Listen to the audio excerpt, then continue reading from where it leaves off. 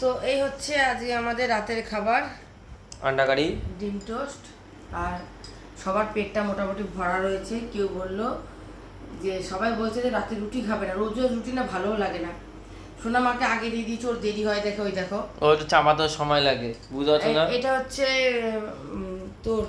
আর এই দেখো মিষ্টি নিয়েছি 10 টাকা দামের গরম রসগোল্লা, একদম গরম। তো আঙুলটা চুপি দেখো দেখি গরম। হ্যাঁ গরম, একদম গরম, হাত দেওয়া যাবে না।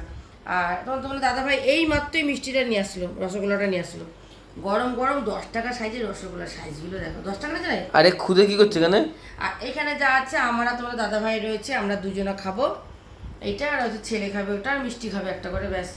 এই হচ্ছে রাতের খাওয়া দাওয়া আজকে। শরীরটাও আর ভালো লাগছে না, পেটও ভরা। তো এখন 10:30 মতন বাজে, এই খেয়ে দিয়ে শুয়ে পড়বো। চলো খেয়ে নি। মা ভালো আছে মা? তোরটা মতো লঙ্কা ছাড়া করেছি, ঠিক আছে তো?